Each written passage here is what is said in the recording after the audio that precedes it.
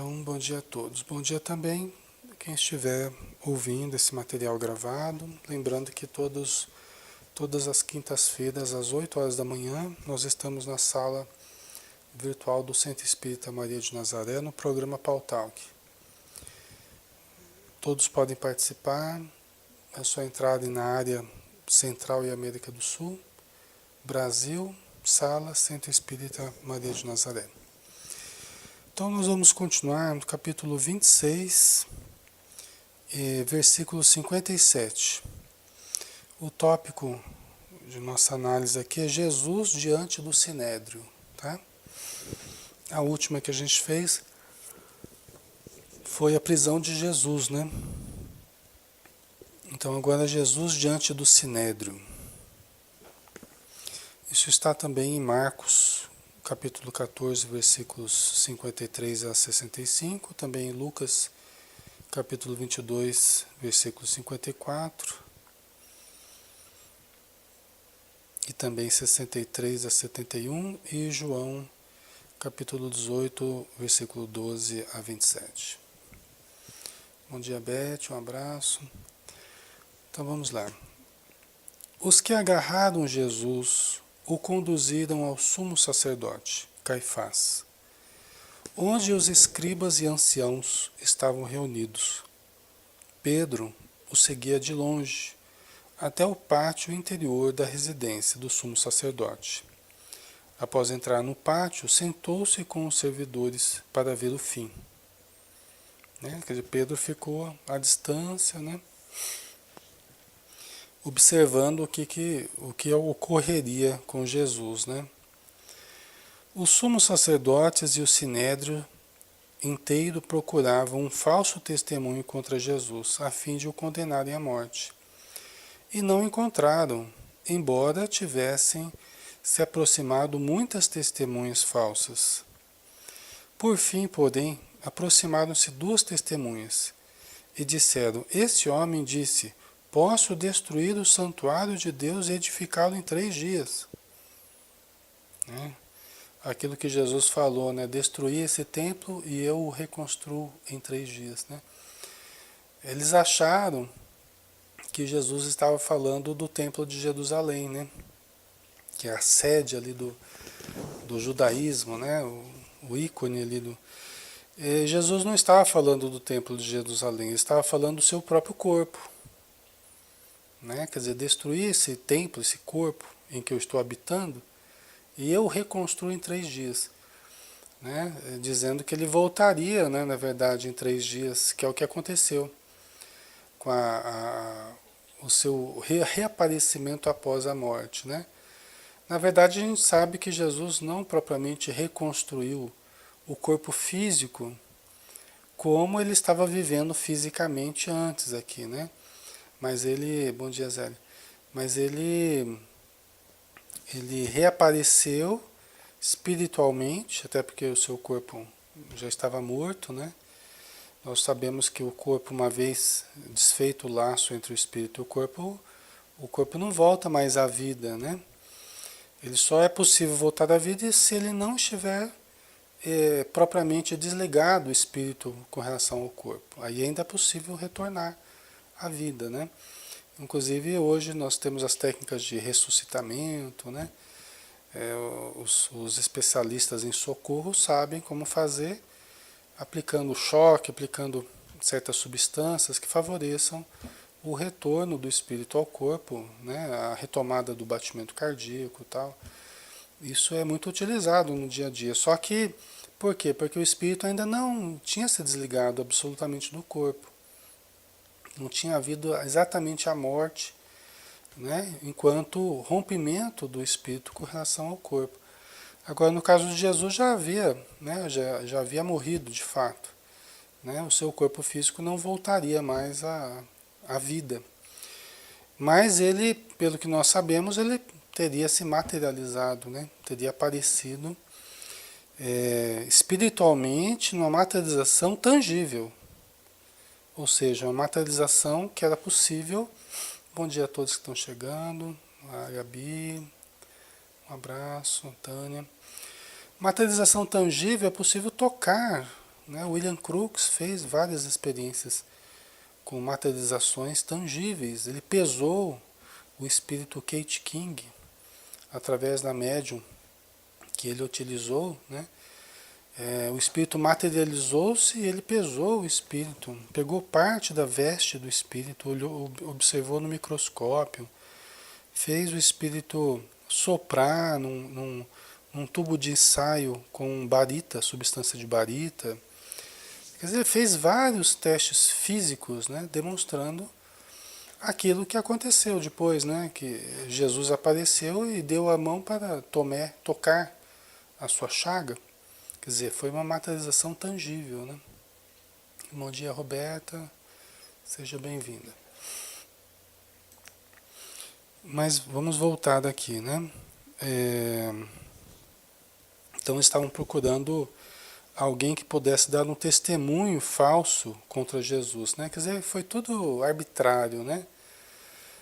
Foi tudo uma coisa forjada, né? Preparada mesmo, com muita má fé, porque eles não tinham, na verdade, o que dizer de Jesus, porque ele só estava curando, ele só estava ensinando coisas boas, né, Ju? Só estava ajudando a população, crianças, mulheres, idosos, homens, né, em geral. Então, haviam aquelas questões irritantes que Jesus bateu de frente contra a hipocrisia dos fariseus. Isso é que irritou os fariseus. Então eles estavam muito mais tentando abafar a fala de Jesus, calar, né, a fala de Jesus, porque eles estavam incomodados com as verdades que ele estava dizendo, né, uma verdade inconveniente, vamos dizer assim, né? Então isso mexeu com o inconsciente coletivo, né? Ah, Ju, medo de perder o poder, exatamente, Ju. Toda aquela estrutura, aquele comércio que estava havendo em torno da religião, foi uma das coisas que Jesus mais bateu de frente. Os vendilhões do templo, né? Então os fariseus e todos aqueles que viviam em torno do templo exigiam da população demonstrações e demonstrações de renúncia, de seguirem os rituais do judaísmo, mas eles próprios, como disse Jesus, roubavam as viúvas, né? Espoliavam as viúvas, né? Criavam duras penas para a população e eles próprios se beneficiavam, né, de tudo que a população doava, de tudo que era feito em função da crença deles, né? A venda dos animais no templo, em que eles ganhavam grande parte dessas vendas, né? Eram concessões que eram feitas a determinados amigos dos fariseus e eles acabavam ganhando porcentagem dessas vendas, né? Nós sabemos disso. Ju, isso acontece conosco ainda. Por exemplo, as organizações do mal ainda ficam nesse combate do bem no único propósito de não perder o poder e a grande vontade de submeter o outro. É verdade, Ju. Isso sempre existiu e ainda existe, né? Muito fortemente, né? Em todas as instituições, na nossa vida, né? E dentro de cada um de nós, no domínio do ego sobre o nosso comportamento ainda, né? Porque na verdade, o domínio dos fariseus, a gente pode entender como sendo o domínio do ego sobre o self, né? E nós temos que fazer o self, a realidade espiritual, prevalecer sobre o ego.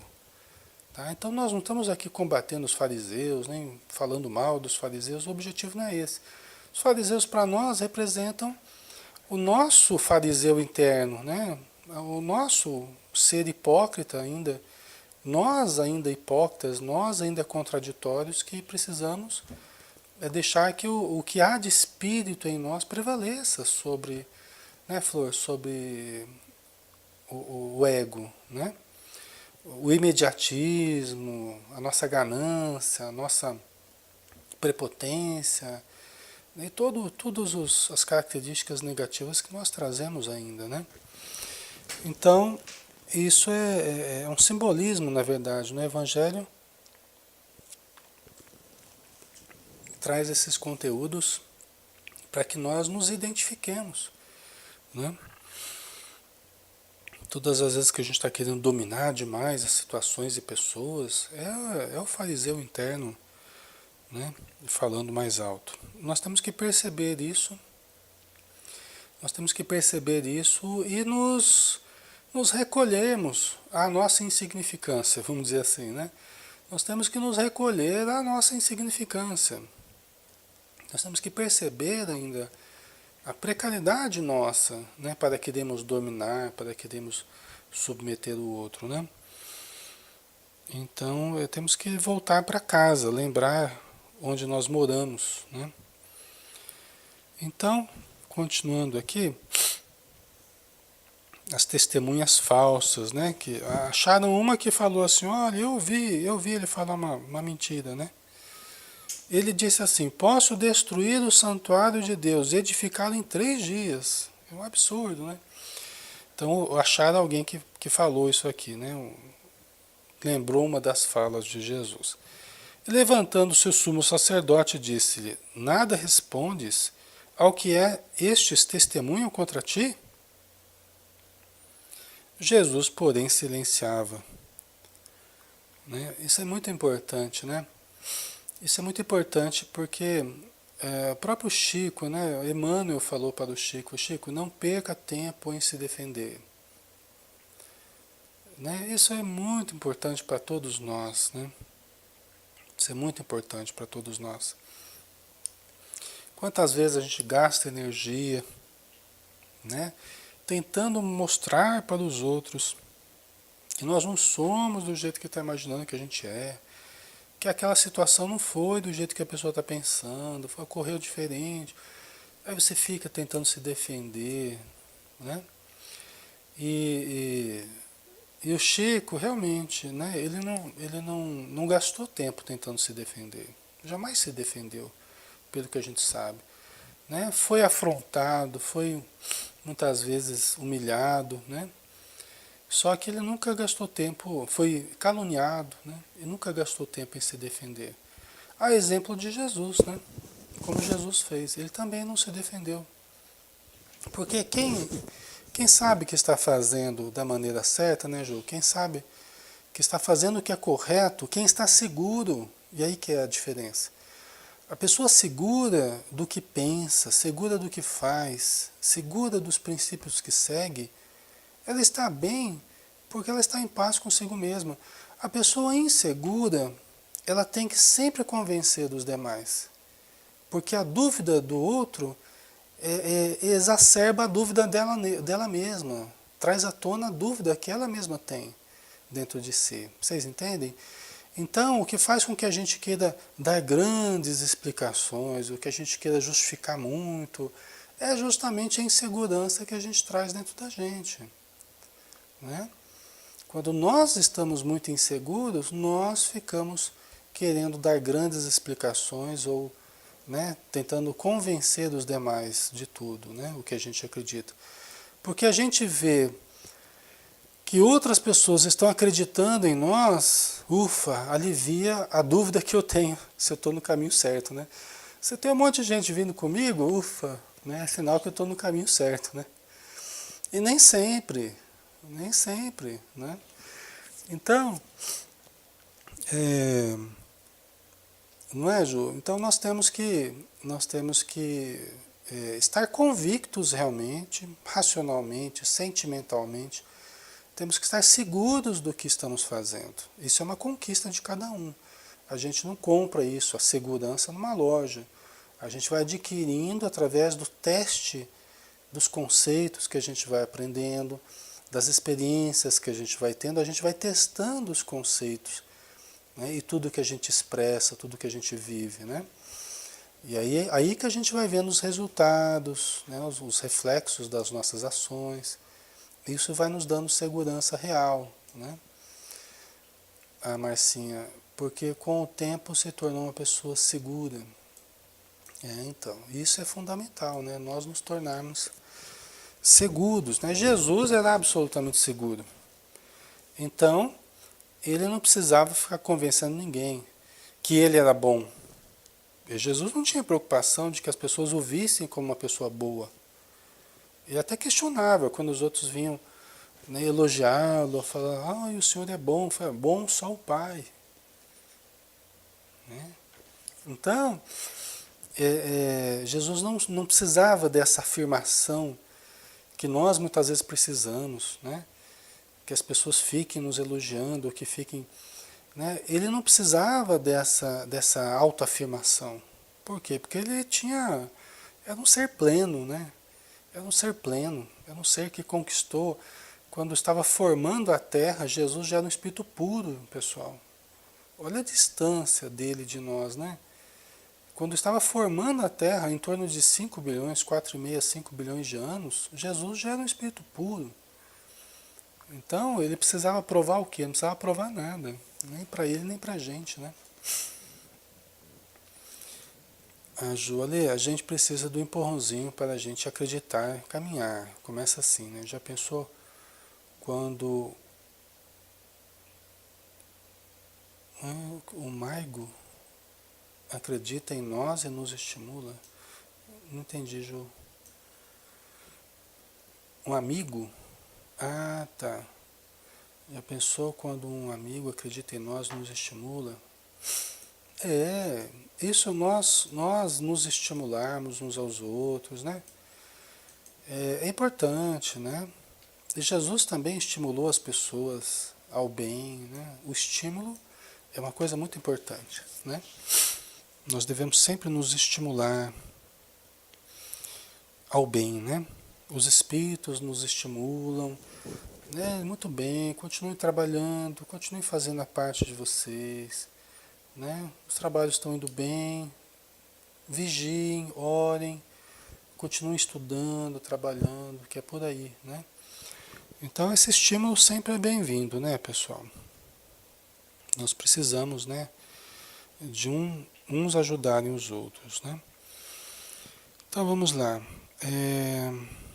Então Jesus não respondia aos que testemunhavam contra ele, né? Ele, porém, silenciava. Disse-lhe o sumo sacerdote: exijo jurares pelo Deus que vive, para que nos digas se tu és o Cristo, o Filho de Deus. Né? Então, mais aqui uma situação, né?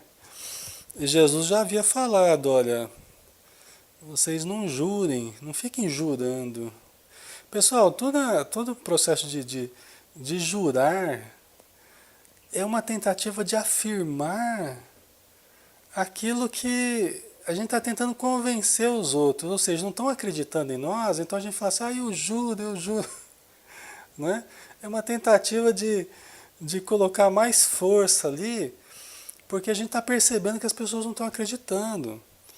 Então, o sumo sacerdote disse assim, exijo que você jure pelo Deus que vive, para que nos diga se tu és o Cristo. Né? Porque eles estão querendo que Jesus afirme, que ele jure de pé junto, como diz, né? Que ele jure de pé junto que ele é o Cristo, Filho de Deus. E Jesus já havia falado tantas e tantas vezes, né? Que ele estava ali, estava se cumprindo as Escrituras. A primeira coisa que ele fez, quando ele foi falar, o primeiro discurso público que ele fez na sinagoga de Nazaré, diante dos judeus, ele leu lá Isaías falando a respeito da vinda do Messias, tal, né? Aí ele fechou a escritura e disse assim, hoje se cumpriu essa profecia. Pronto. Em tantas outras ocasiões, ele deu provas, né, de que ele era o Filho, ele era o Cristo, né, o Filho de Deus, tal, o enviado, o Salvador, né? Então eles ainda estavam querendo que ele afirmasse. Quantas pessoas ele curou, né? Quantos cegos, paralíticos, leprosos, né? Então quantos sinais ele deu? Inclusive o mais importante de todos, que é o que mexeu mais com os fariseus. Até então, os fariseus ainda estavam olhando assim, meio de soslaio, mas não estavam dando aquela importância. Mas depois que aconteceu isso, aí que eles ficaram doidos da vida. Foi a partir da ressurreição de Lázaro, que era um amigo de Jesus, né? Lázaro, que era o irmão da Marta e da Maria, né? Eram grandes amigos de Jesus. Quando ele ressuscitou Lázaro, que na verdade Lázaro não estava propriamente morto, né? Ele estava naquele processo de desligamento do espírito com relação ao corpo, mas não tinha rompido esse laço ainda. Então foi possível trazê-lo à vida novamente, né? Mas depois desse fenômeno, depois desse, foi muito importante essa situação. Aí os fariseus, nossa, nós vamos ter que matar esse cara porque esse cara é perigoso, ele está fazendo sinais, está dando sinais inequívocos de que ele é o cara, ele é realmente aquele que era para vir, né? Que estava previsto de vir. Então, na verdade, eles estão questionando Jesus, mas eles estão questionando a eles mesmos, na verdade. Porque eles sabiam, né? Eles sabiam de que se tratava daquele realmente que havia de vir. Só que entre a perspectiva de receberem a lição daquele que havia de vir, e eles sabiam que era, eles sentiam que era realmente, né, o enviado, e a acomodação deles, e as vantagens deles, e o ego predominando, né? Eles preferiram ficar com o ego, com as vantagens, né? E abafar essa grande voz que estava vindo, não é? Então, era uma opção, né? A dureza deles, né, Ju? Era uma opção deles, né? E, infelizmente, eles optaram dessa forma, né? Então, exijo jurares pelo Deus que vive, para que nos digas se tu és o Cristo, o Filho de Deus. Não precisava dessa pergunta, não precisava dessa colocação, porque eles sabiam que era, né? Eles pressentiam que era. Disse-lhes Jesus, tu disseste. Eu não falei nada, você que está dizendo. Ou seja, você sabe que eu sou. Você está tentando se convencer de que eu não sou, mas você sabe que eu sou. Não é, pessoal? Você sabe, tu disseste. Quer dizer, você está com isso na tua cabeça. Jesus é um psicólogo maravilhoso, né? Você está com isso na sua cabeça. Eu sei que você acredita no fundo. Tanto que você está dizendo. Todavia eu vos digo que desde agora vereis o Filho do Homem sentado à direita do poder, vindo sobre as nuvens do céu. Então o sumo sacerdote rasgou suas vestes, dizendo, blasfemou! Tudo que ele precisava, né? Porque Jesus fala, né? Todavia eu vos digo que desde agora vereis o Filho do Homem sentado à direita do poder, vindo sobre as nuvens do céu. Quer dizer, Jesus dando a entender, né, a relação dele com Deus, né, com o poder celestial, né, deixando claro que o poder dele não era material, né, por enquanto não é ainda o poder material, né, que será um dia, né, mas que era já um poder espiritual que a partir de agora todas as pessoas, né, e os sacerdotes aqui, eles teriam que lidar com esse poder espiritual de Jesus, né? Então o sumo sacerdote rasgou suas vestes dizendo, blasfemou, né, porque ele tomou essa palavra de Jesus como afirmação de que ele era realmente Filho de Deus, né? Que necessidade temos ainda de testemunhas? Eis que ouvistes agora a blasfêmia. Que vos parece? Em resposta, eles disseram, é culpado de morte. Então cuspiram no seu rosto e esmurraram-no.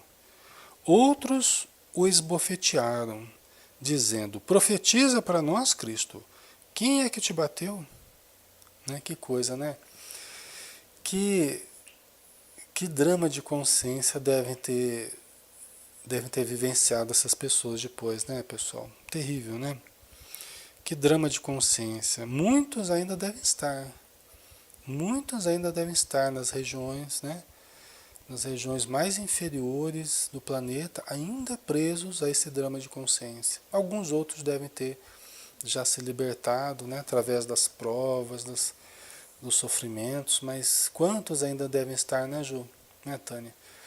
A Tânia disse que, na verdade, que Jesus dissesse ou calasse, eles usariam contra ele. Só queriam um pretexto, é verdade, Tânia. Se ele silenciasse, falou, olha, tá vendo? Ele não fala nada porque é culpado, né? E tudo que ele fala, Jesus era fiel à verdade.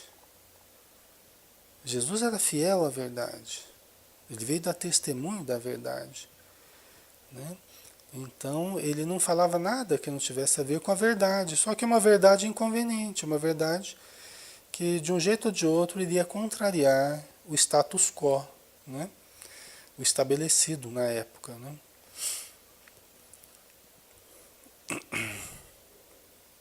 A Ju, chegou recentemente uma mensagem para uma médium de um soldado romano falando da experiência dele e o que refletiu para ele depois, né? É, tem dramas de consciência terríveis, né? Inclusive aquele filme Barrabás, né? Barrabás que tinha sido escolhido ao invés de Jesus para ser libertado, que era um ladrão, né? O Barrabás. Tem aquele livro que é uma grande produção aí de Hollywood, né? Antigo já. Muito bonito o filme, né? Tem vários outros, né? O Manto Sagrado, tem aquele filme, tem o Manto Sagrado, daqueles soldados que negociaram, jogaram as vestes de Jesus, né? Então, ao pé da cruz ali, eles estavam vigiando e estavam fazendo uma jogatina ali.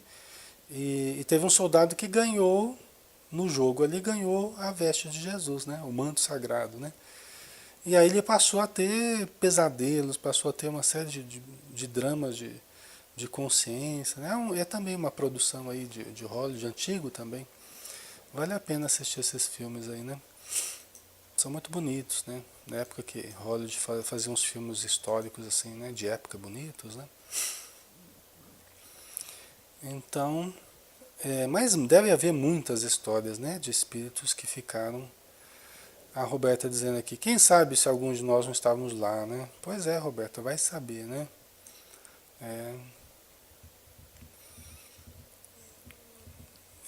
Que são esses 2000 anos, né, Ju? São 2 dias, na verdade, né? No relógio, né?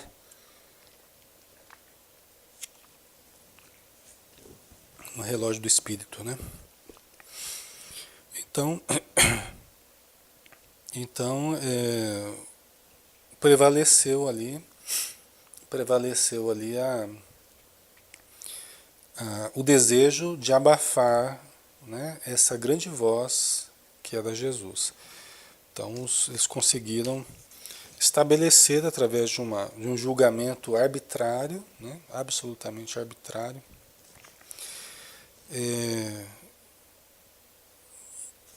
a culpa de Jesus, né? Suposta culpa de Jesus. Então vamos continuar aqui. Ainda no capítulo 26, as 3 negações de Pedro, tá? No versículo 69. Pedro estava sentado do lado de fora, no pátio interior da residência. E aproximou-se dele uma criada, dizendo, tu também estavas com Jesus, o Galileu. Ele, porém, negou diante de todos, dizendo, não sei o que dizes. Ora, há algum tempo atrás aqui, algumas horas atrás, Jesus estava falando, né, do que iria acontecer com ele, e Pedro estava dizendo, não, de modo algum, se o senhor morrer, nós vamos junto. Nós estamos aí porque deve né? E aí Jesus falou, Pedro, o espírito está pronto, mas a carne é fraca.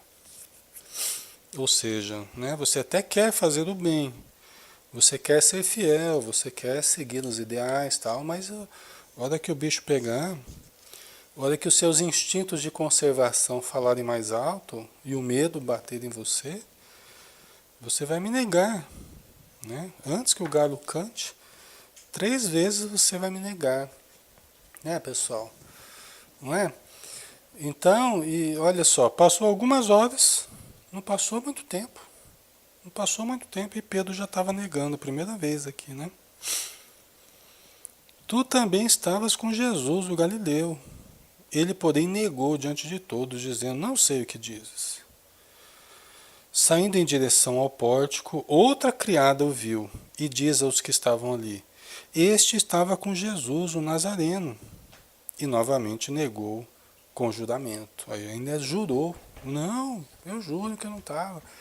Né? Você vê que coisa, né? Como o ser humano ainda é frágil, né?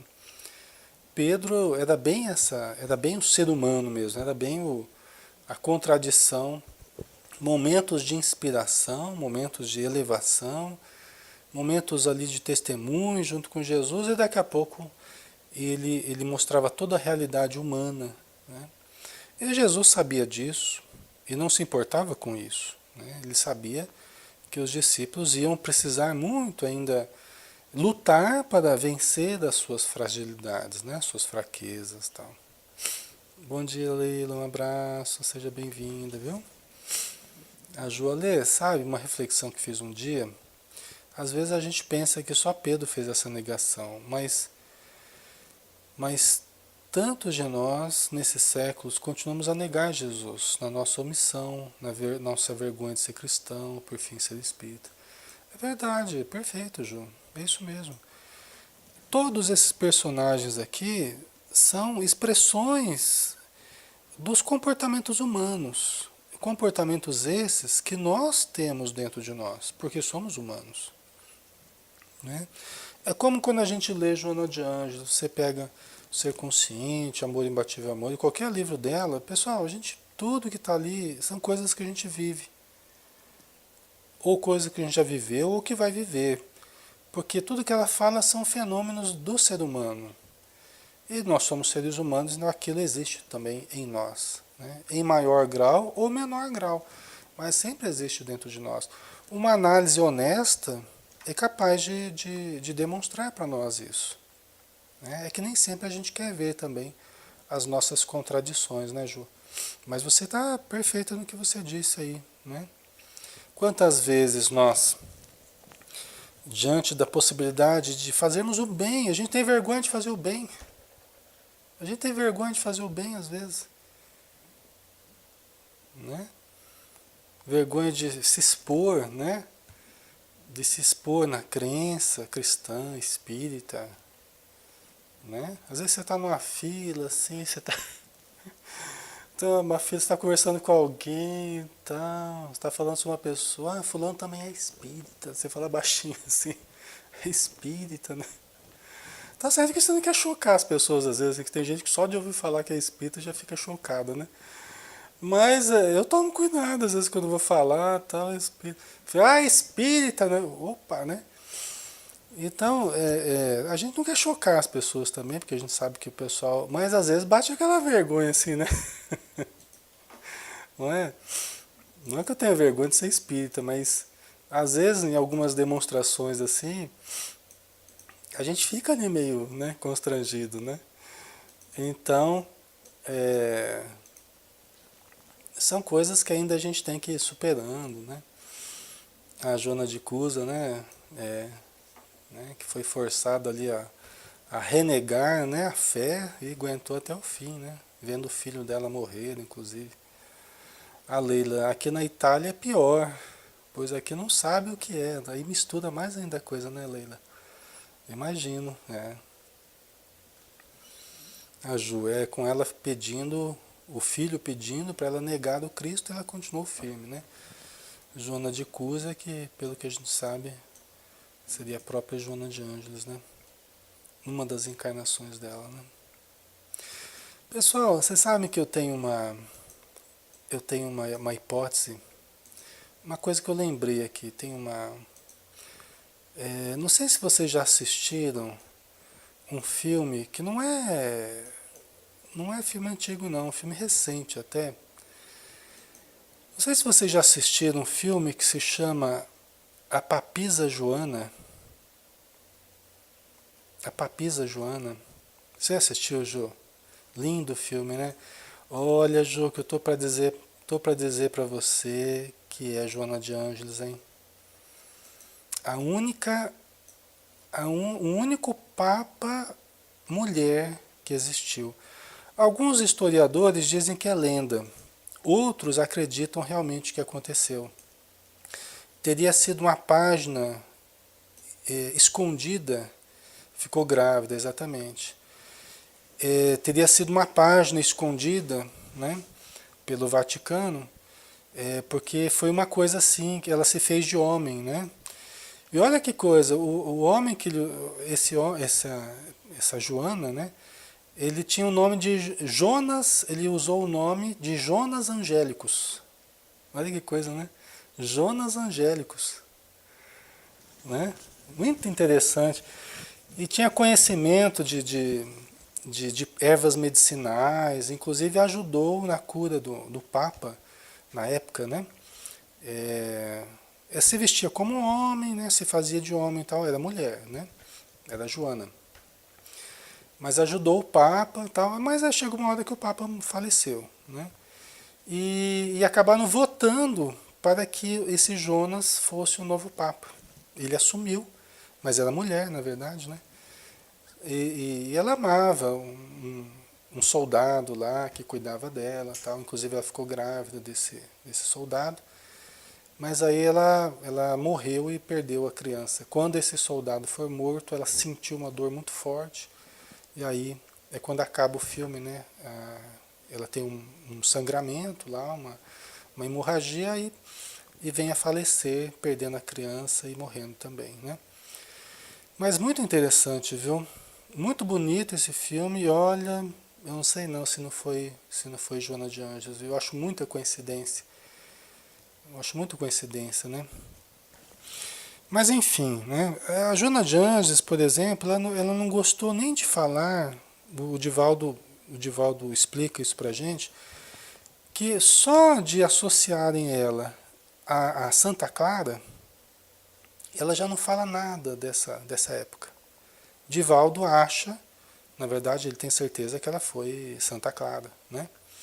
Mas ela não fala nada, talvez por, por ser uma pessoa, personalidade já, né, da igreja Santa Clara, associada a Francisco de Assis e tal. Então, ela também não falaria que já foi papisa, que já foi. Ela não falaria, né? Mas eu acho muito interessante. E não vai fazer diferença, mas é uma coisa histórica que é interessante a gente, né? Né, Leila? Mas olha, assistindo esse filme, que é um filme muito bonito, a gente passa a ter a ver essa hipótese, viu? Né?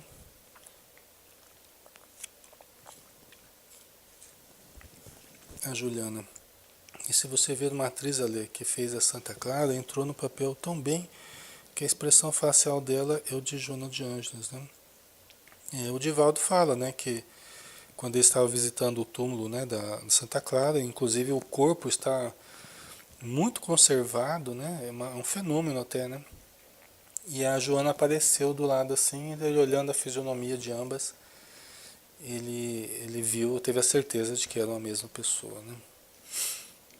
Mas é interessante isso, né, pessoal? Só a título de curiosidade aí, né?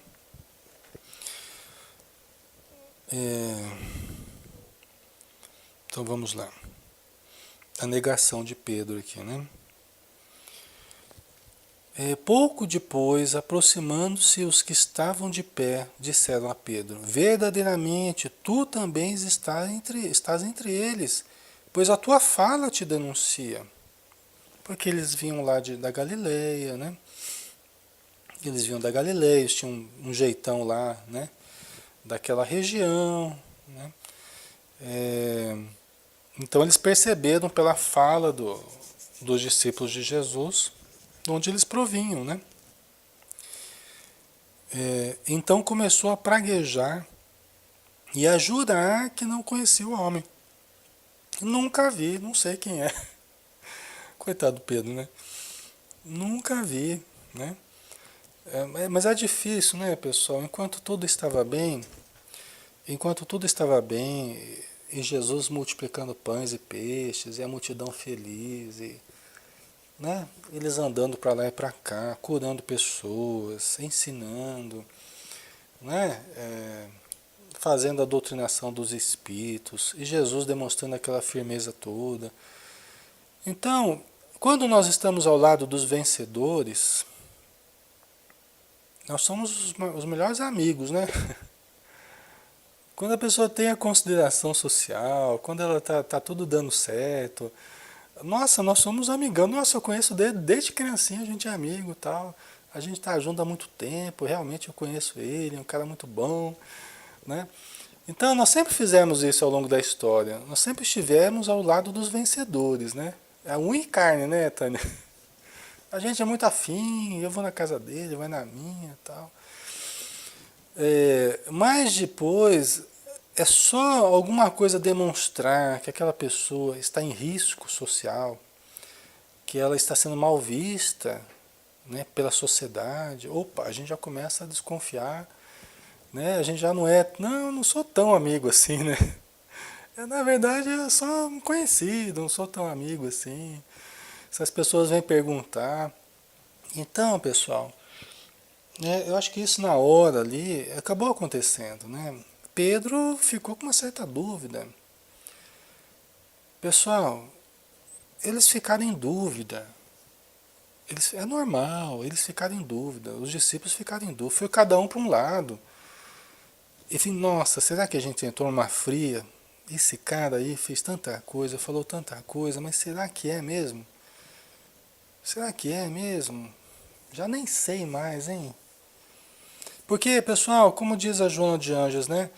Quando você começa a descobrir o self, você começa a descobrir o espírito, do espiritismo, tá, os fenômenos, as possibilidades, então você tem aquele lampejo de espiritualidade, né?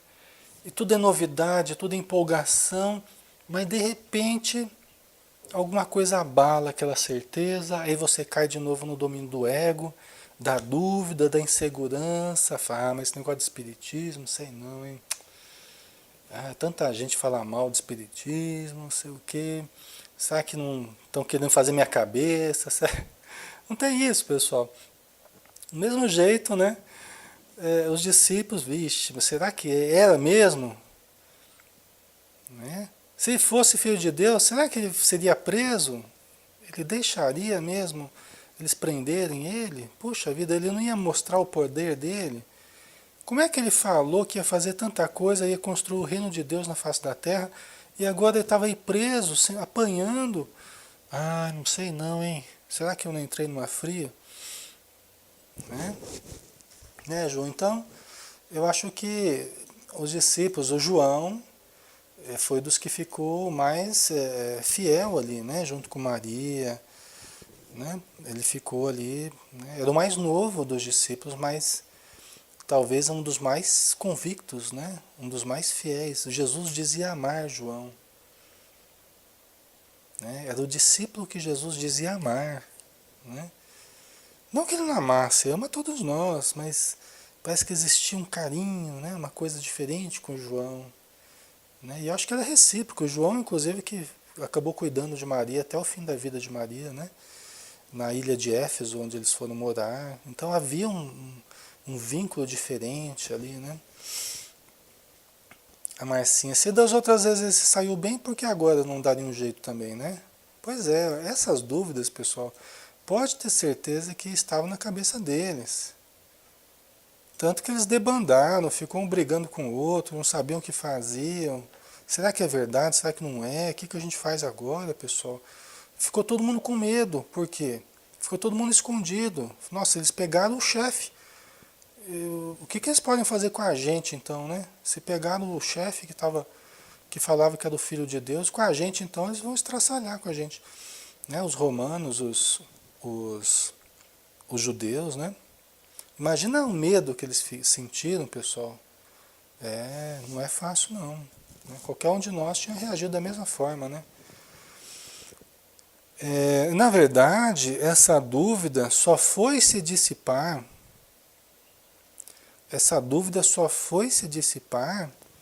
quando Jesus voltou de fato. Por isso que o retorno de Jesus foi essencial para a mensagem cristã. O retorno de Jesus foi fundamental para a estruturação da fé. Por quê? Porque era a comprovação tácita da vitória do Espírito sobre a matéria. Era a comprovação tácita da superioridade da vida espiritual sobre a vida material. E a confirmação de todas as promessas que Jesus fez.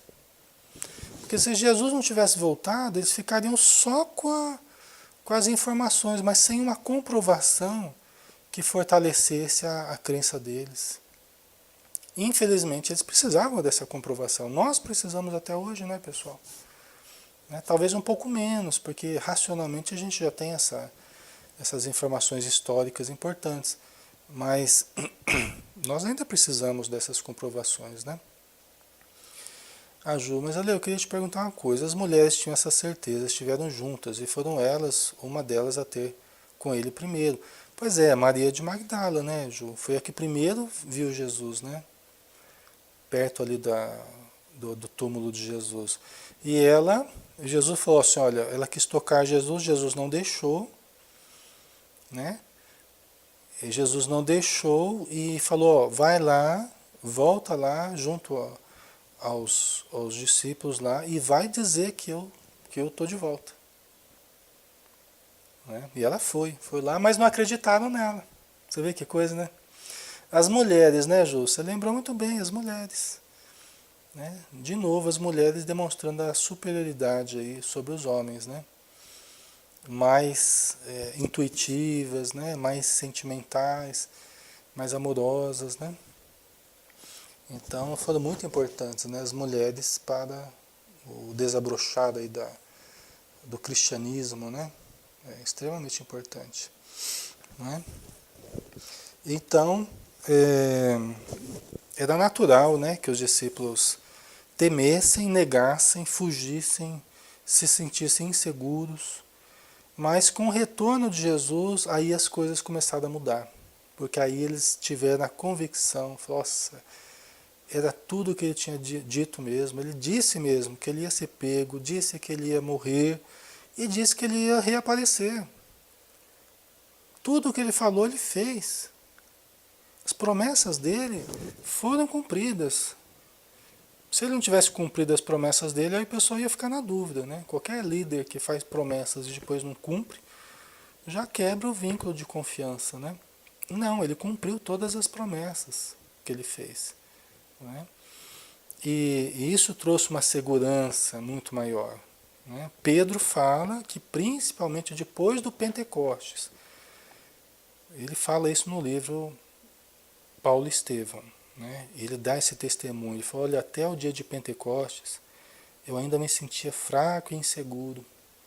Quer dizer, ainda Jesus ter voltado ali, né?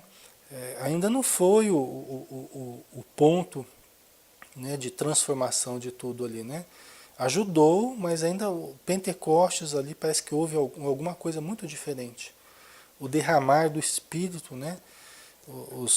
As outras igrejas dizem o derramar do Espírito Santo, né?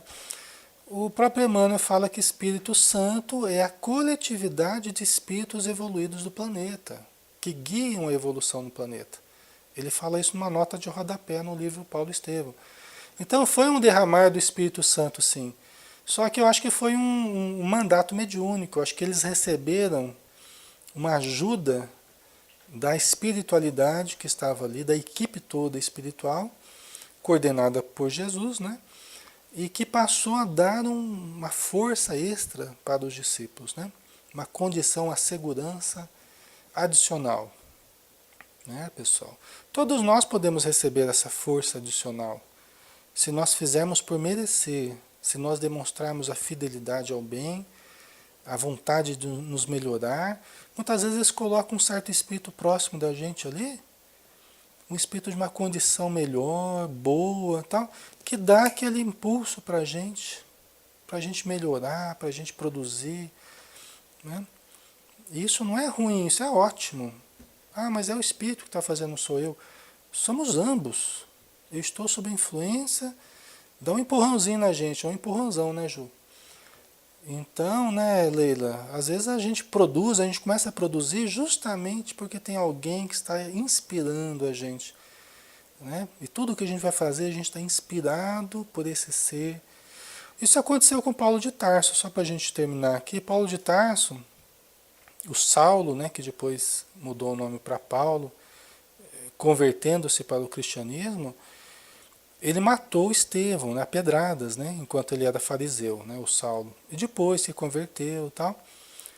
E ele achava, ele escrevia as cartas para as comunidades que ele criava, as igrejas que ele fundava e tal. Ele se correspondia através de cartas com essas igrejas. Então são as famosas cartas de Paulo, aos Coríntios, aos Efésios, aos Tessalonicenses, aos Romanos. São as várias igrejas que ele tinha criado e com as quais ele se correspondia. É, e ele achava que Jesus estava ditando para ele. Então era praticamente uma psicografia. Ele achava que Jesus estava ditando pessoalmente. Mas aí no livro Paulo e Estevão, a gente fica sabendo que não era Jesus, que era Estevão que estava com ele. Né, Leila?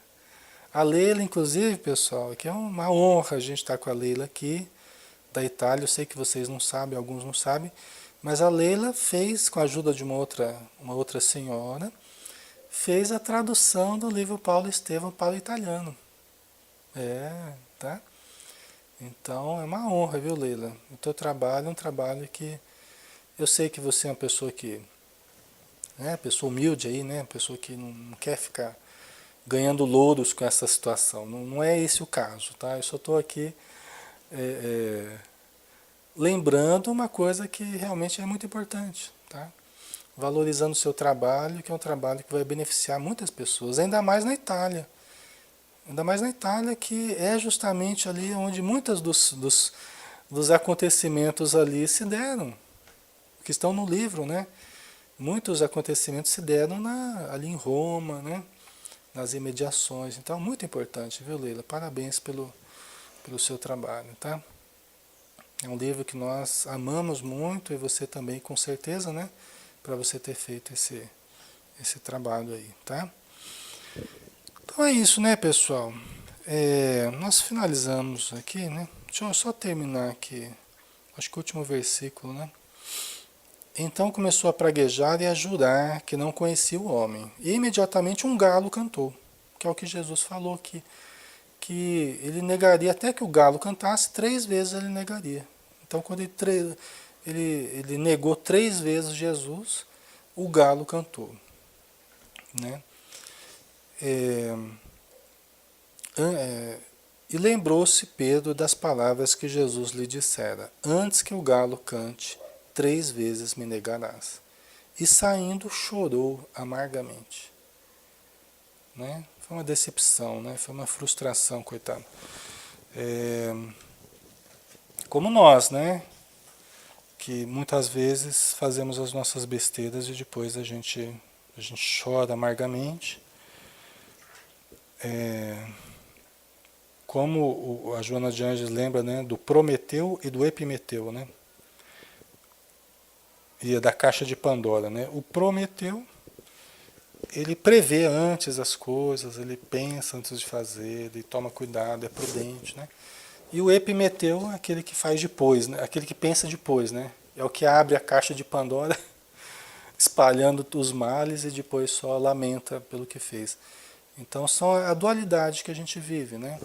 Às vezes a nossa precipitação, a nossa fragilidade, a nossa insegurança, mas por outro lado também a capacidade que a gente tem de levantar a cabeça, né? Pedir ajuda a Deus, a Jesus e continuar caminhando para que a gente vença, né, essa contradição em que nós vivemos. Muito bem, pessoal. Muito obrigado pela participação, tá? sempre maravilhosa de vocês aí, a ajuda de todos, a vibração, o carinho de vocês, tá? Eu agradeço muito, sou muito grato a todos vocês pela ajuda de sempre. Vocês são os que dão vida a esse estudo todas as manhãs, tá? Sem vocês, não há razão desse estudo, tá?